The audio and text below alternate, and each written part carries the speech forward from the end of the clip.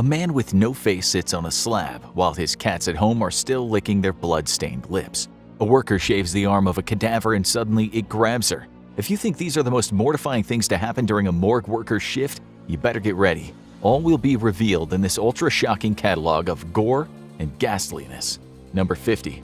Okay, so this show is going to be gruesome at times, but we think we'll start with something that is downright scary.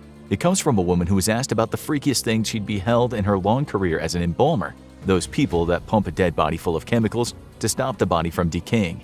The woman said she just started her career and was working at an independent mortuary service in the US, and one day she felt the urge to pee. She went to the restroom to do the business only to hear sobbing sounds coming from the room next door. In her own words, she wrote on a forum, the sound was coming from around a corner that led into a small room where we would store embalmed bodies ready to be delivered to their respective funeral home. She just figured that someone had gotten into the room and on seeing a body started to cry. But when the woman went to see what was up and possibly console the grieving person, all she found was an empty room. What she did find is the body of a young woman that was waiting to be embalmed. That woman had been shot in the side of the head. The budding embalmer wrote, "I wasn't scared per se, but I'm pretty sure you could audibly hear my heartbeat." Today you'll hear some more of these frightening tales, but let's now get down with the messier side of death. Number 49. As you might have heard in some of our other shows about death, when you die, things can still come out of your body. You naturally relieve yourself when you have one foot in the so-called afterlife. Writing on a forum, a nurse backed this up.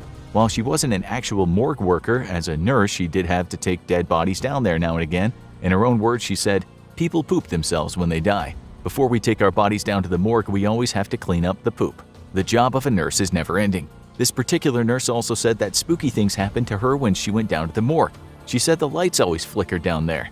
They were all fine most of the time, but when we bring a body down, the lights always flicker. Really creeps me out, she explained. Okay, we bet you also didn't know that once you're dead, you could still become a father. Number 48. Yeah, but that sperm of yours is still useful even after you've kicked the bucket. It can be taken out of you, a process called posthumous sperm retrieval. The first case of this happening was in 1980 when a 30-year-old guy became brain dead after getting into a motor vehicle accident. His family, it seems, wanted some of his sperm, and they got it. But in this case, it seems like the sperm wasn't used to make a baby. Number 47.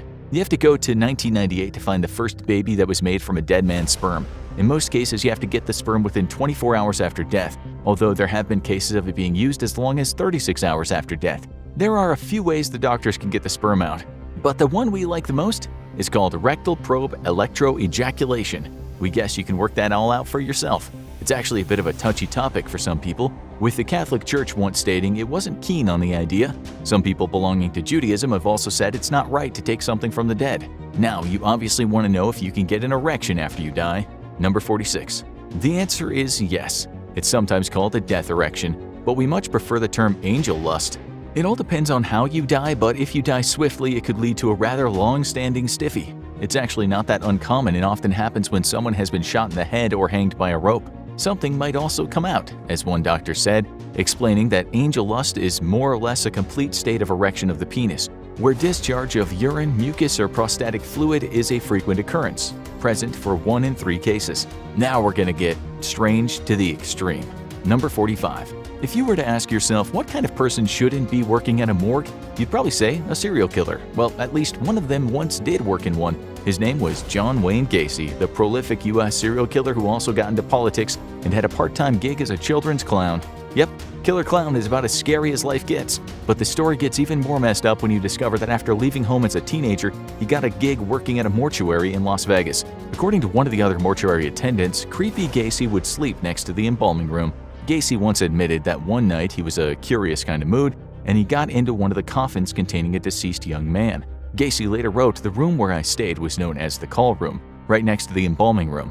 During May, the mortuary had 86 funerals over 2 months. I was a pallbearer for some 75, never knowing the person or family." As for his experience in the coffin, he said that after hugging the corpse, he became shocked that he liked it. So shocked that he decided it was time to return home to his family. The New Yorker explained, he grew frightened and jumped out, and the next day called his mom. Okay, now we're on the topic of clowns. We think you need to hear this. Number 44.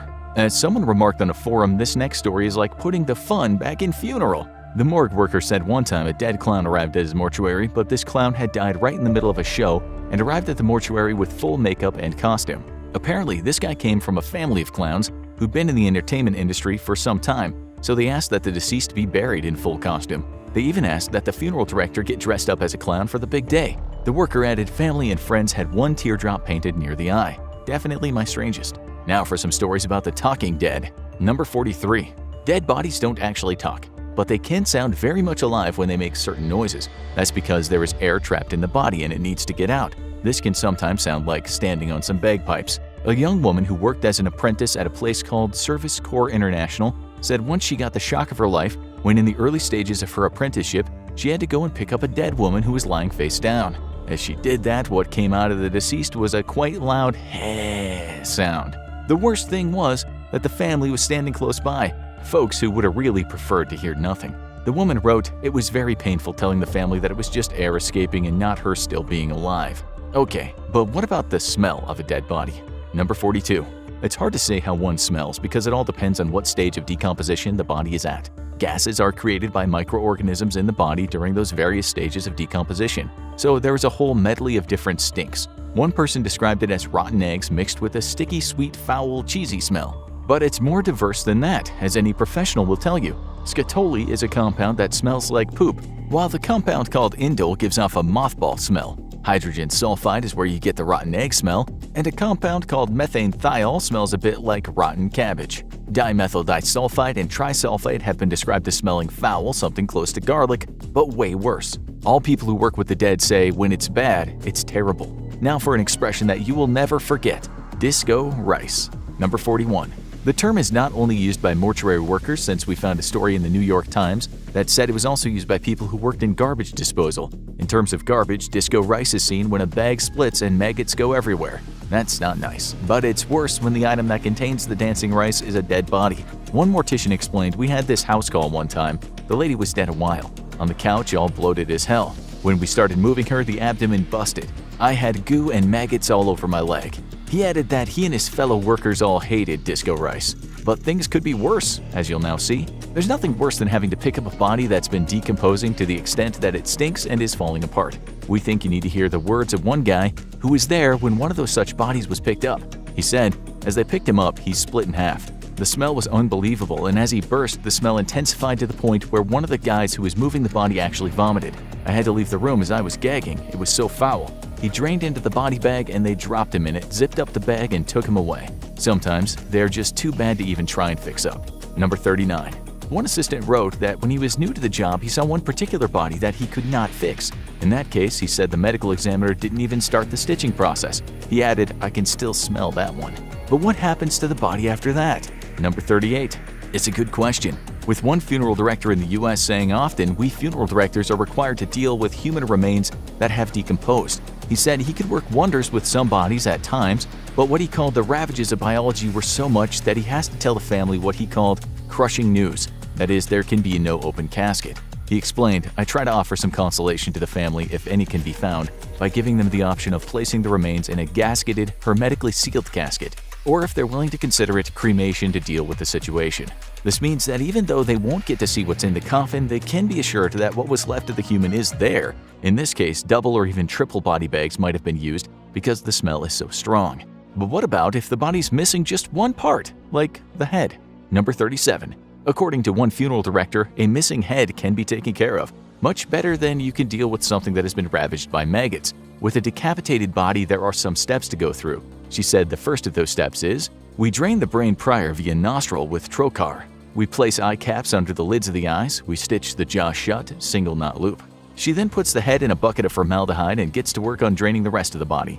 Then she washes the body, applies some lotion, and makes things look presentable." She added, "Seal the neck with duct tape and plastic. That part can be altered with maybe melted wax or gauze soaked in scented solutions, then covered in plastic. After the head is reconnected, it gets a shave if need be and a hairstyle. A scarf will then be placed around the neck for viewing purposes, and hey, presto, you have a body that looks as though it didn't lose its head." The process is done with the utmost care, with the mortician saying, "We respect this body beyond death, because even though life is temporary, the human body is magnificent.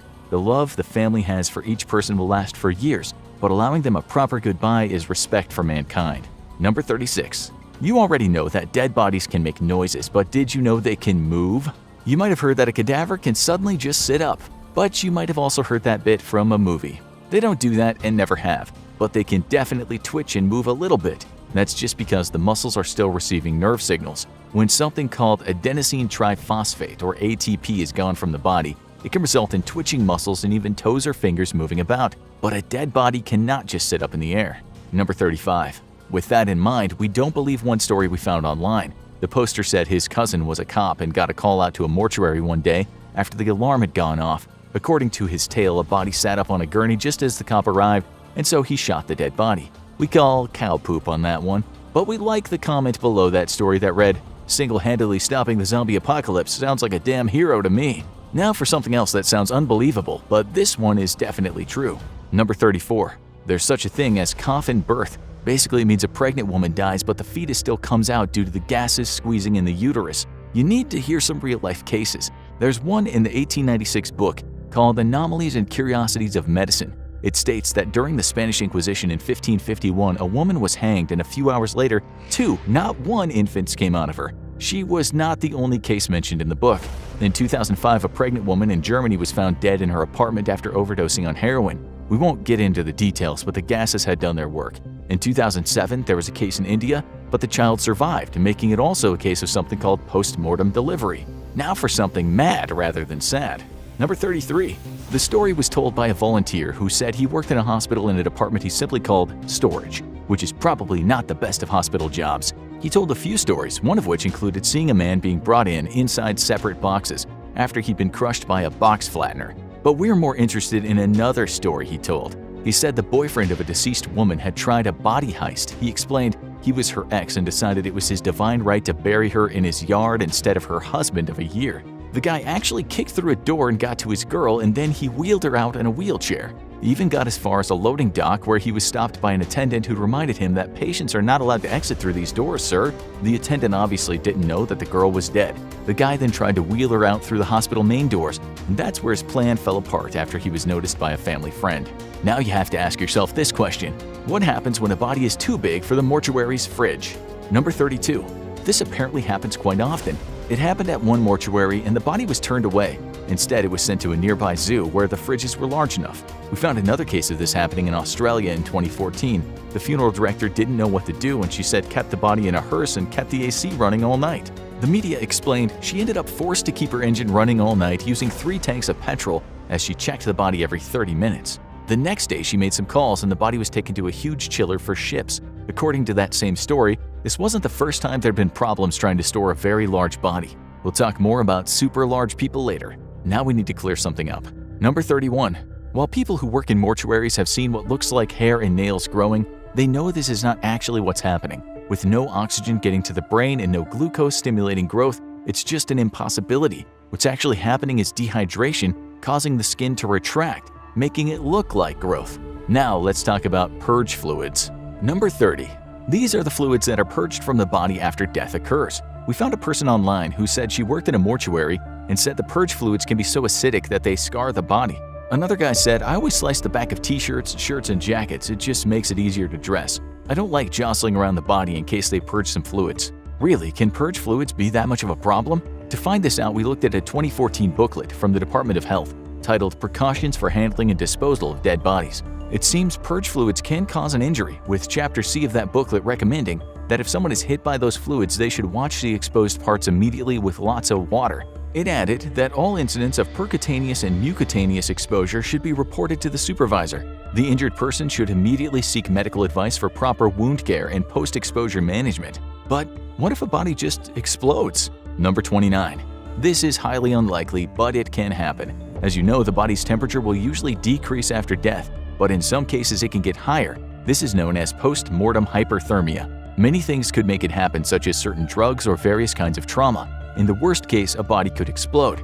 This happened in Australia in 2013, but the article didn't explain exactly how. It just said mourners were upset when a body in one of the coffins went off. The article read, "In the heat of late January, a corpse exploded in a crypt at Preston Mausoleum in Melbourne's north, oozing fluids through an inadequate seal and down the granite faces of the vaults below."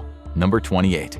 The Washington Post talked about something called exploding casket syndrome, which in short is when a body bursts inside its casket.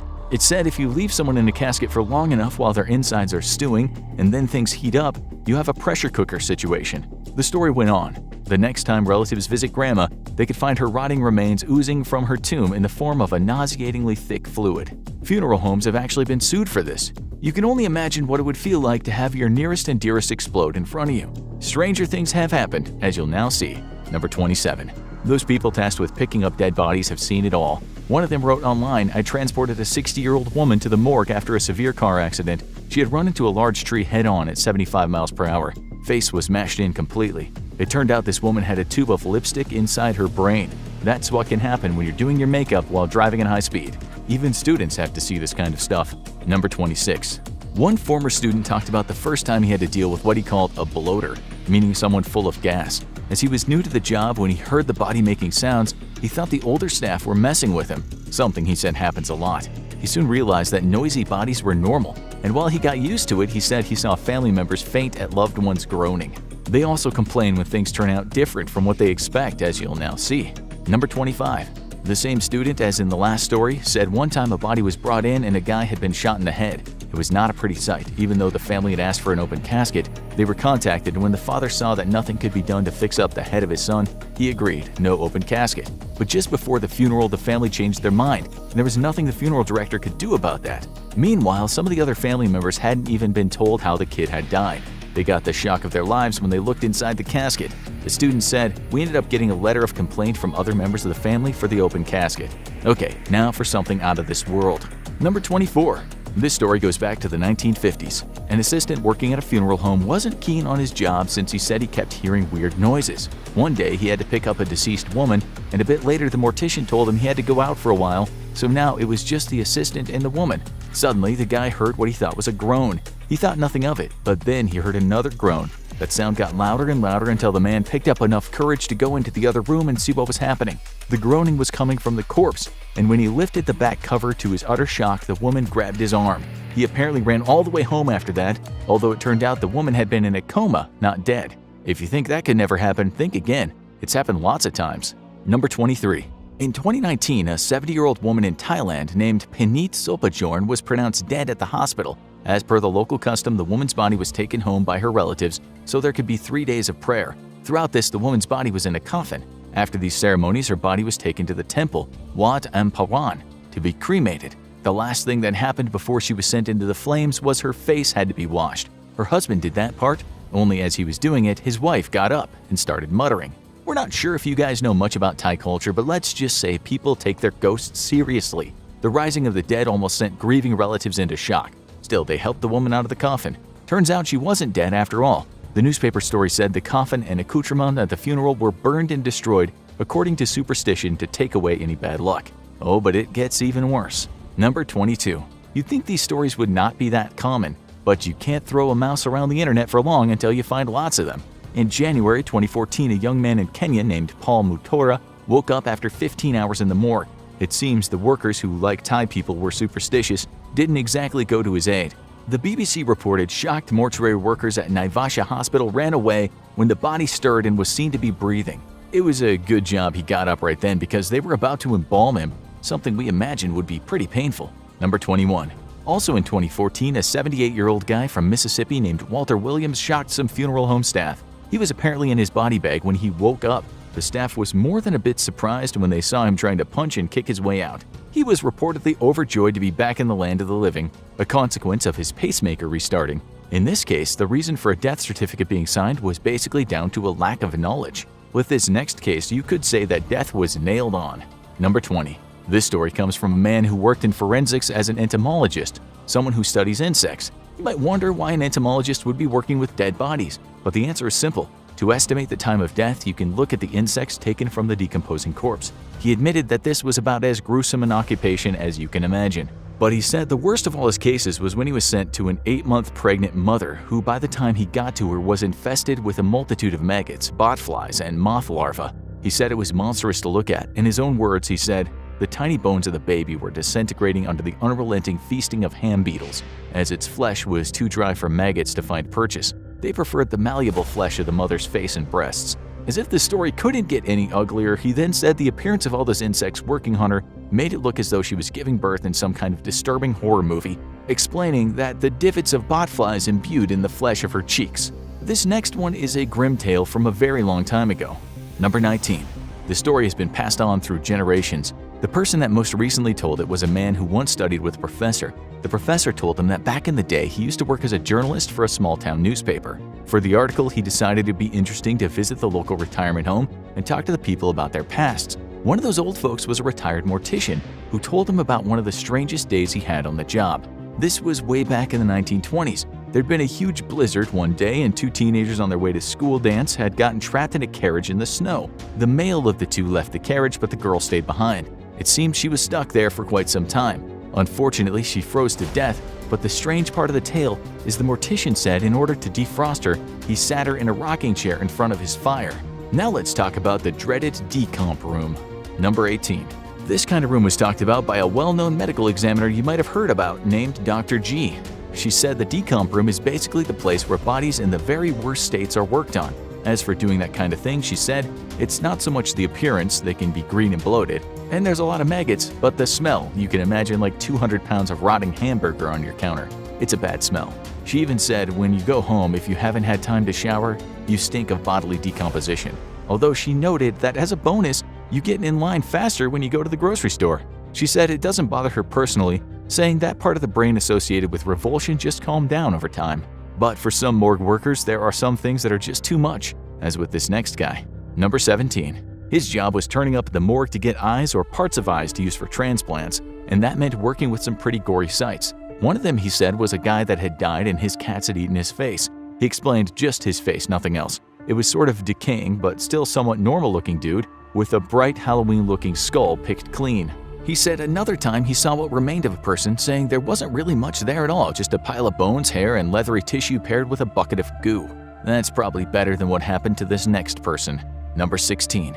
As you know, the fingers of the dead can curl after death. Well, one woman who worked in what's called tissue recovery said she was working on a body, trying to shave an arm, and she was holding the hand and it gripped hers. Imagine that. Now let's get gory again. Number 15. This guy was a mortician for the army working at a place called Richmond Morgue. He'd seen a lot of things during his career, but he said the worst sight was a guy who had been spattered in a logging accident, and we mean totally crushed. The guy explained what made it so creepy was how the skin could stretch. His face stretched with his splatted skull, making it seem like Looney Tunes. This next one is kind of funny.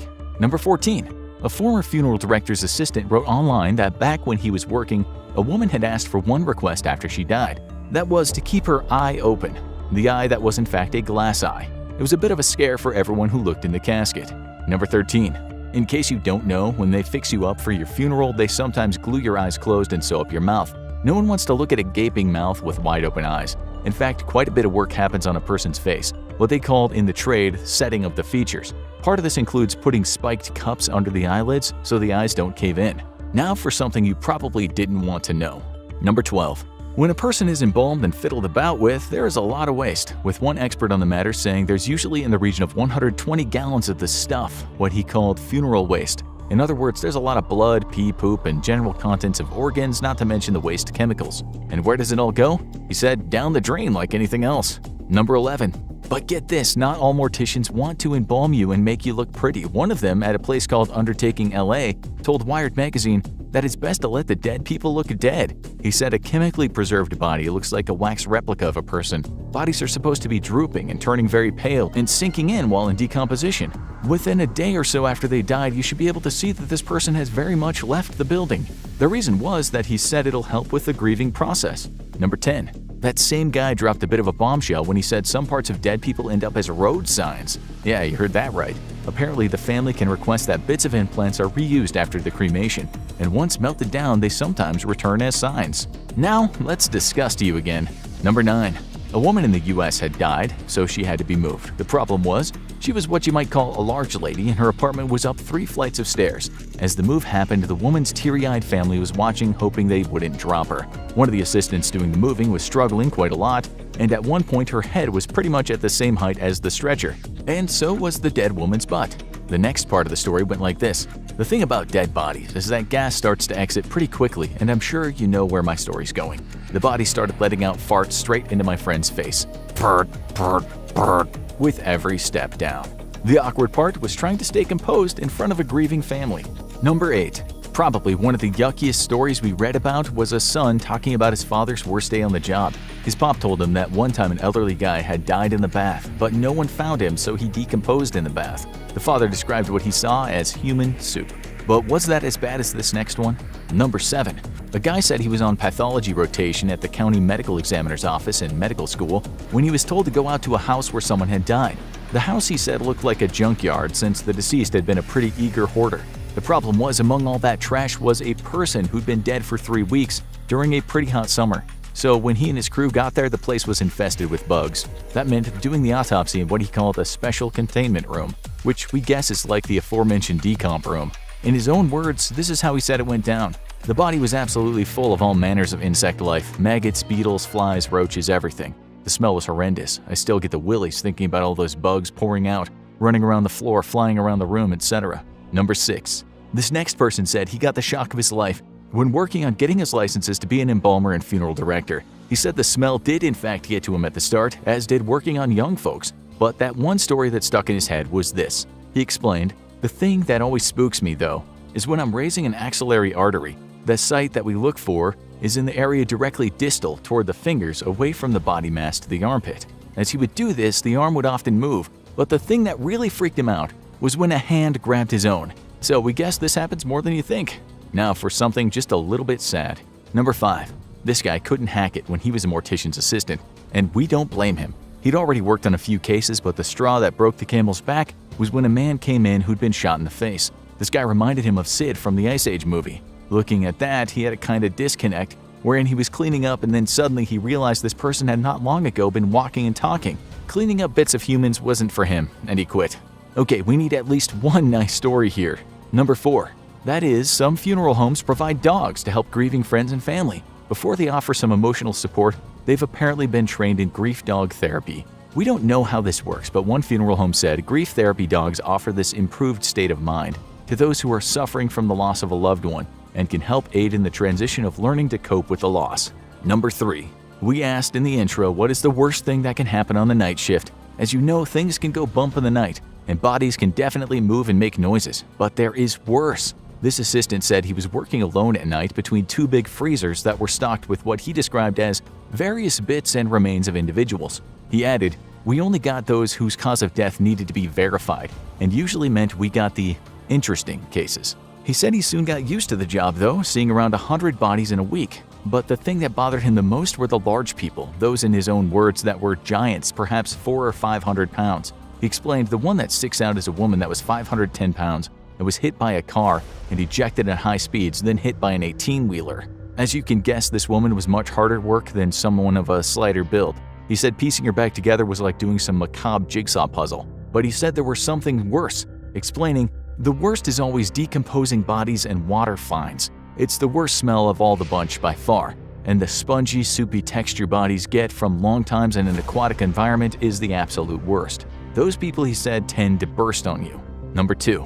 In 2015, the media reported about a Russian man who'd been partying hard with his friends at someone's house. He got what you might call dead drunk since he passed out and his buddies couldn't revive him. The Koskonski Vesti newspaper reported that when medics turned up, they too couldn't bring the man out of it. After checking his vital signs, they said, "Sorry guys, your friend has died." He was then taken off to the morgue. But as you already know, plenty of folks have come back from the dead or apparent death. This guy woke up later telling the press he was cold and frightened. He had no idea why he was surrounded by dead bodies. He then banged on the doors and someone let him out. Not to be a party pooper, he didn't go home and instead went back to his friend's house. He was surprised to find that rather than boozing, they were all mourning his death. One of them thought he was a ghost and fainted on the spot. But once matters became clear, they picked up the booze again and carried on partying, this time celebrating life. Okay, last one, and it's just sad. Number 1. In short, one day a guy was on the job with his coworker and they got a call to pick up a dead body. Turned out that the young man who was dead was the overdose son of the coworker. And that's about as grim as it gets in terms of these tales, and now we think you should watch Best Evidence of Life After Death, or have a look at this old classic, What Happens When You Die.